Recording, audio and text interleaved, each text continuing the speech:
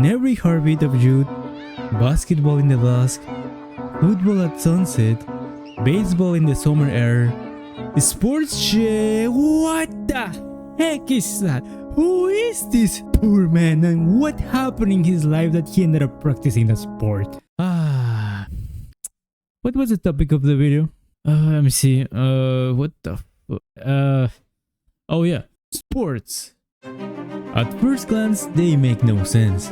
Grown adults chasing balls, running in circles, lifting heavy things just to put them down again. If an alien landed tomorrow, they watch a sports match and say, okay, now let me get this. Your species has made rocket ships. Yeah, weapons that might destroy civilizations in seconds. Yeah, technology to cure diseases. Yeah, what's this?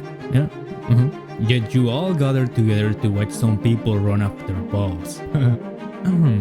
It's pretty much. What's the problem? Yeah, you have too much free time. Oh, shut up! You don't get it. It's more complicated than that. Just look close. It might seem ridiculous.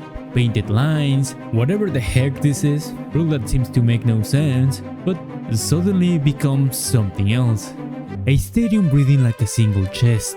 A last-second shot that makes strangers in different countries leap to their feet at the exact same instant. A runner at the finishing line, spent to the last heartbeat, not because they're weak, but because they gave everything they had.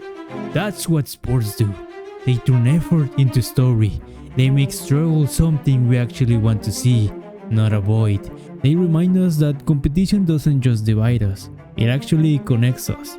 Because we all know what it feels like to try, to fail, and to hope. It still makes no sense. Oh, shut up.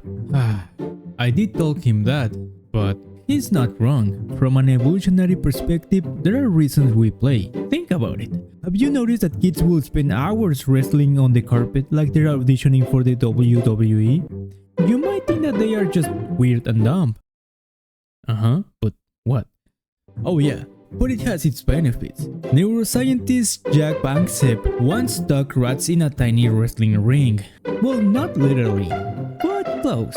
And found that play fighting actually builds the prefrontal cortex. In other words, brains learn how to socialize without stabbing each other. Stabbing is bad.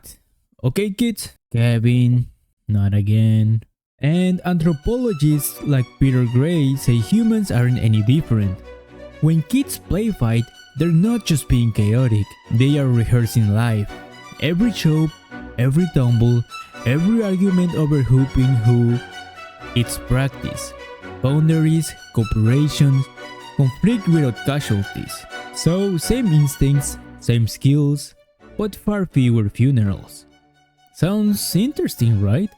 Yeah, but why do you keep practicing sports? Okay, imagine your brain as a sneaky bartender. Every time you step into competition, it starts pouring a cocktail on the house.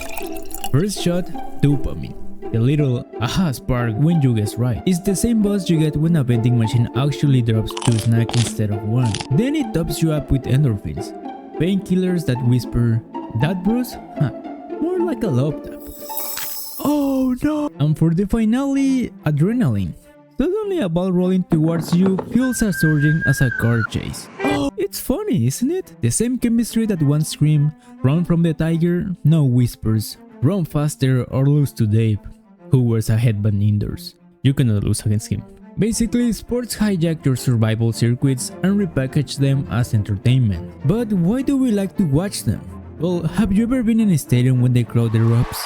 When tens of thousands of strangers all scream the same syllable like they've been possessed by one very sweaty god? Sociologists call it collective effervescence, which sounds like a soda or something like that.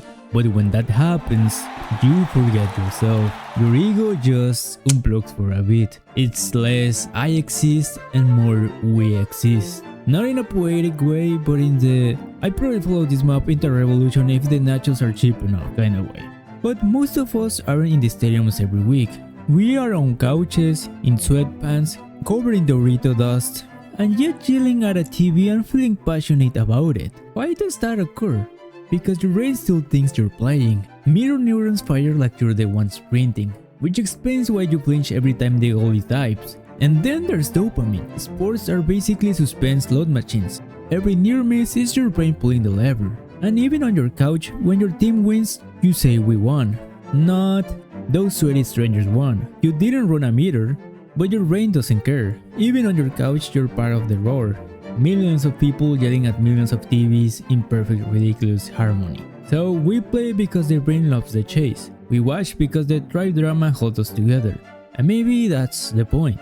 Sport teaches us how to feel things, safely, loudly, and together. That's why we keep coming back. Kevin, stop!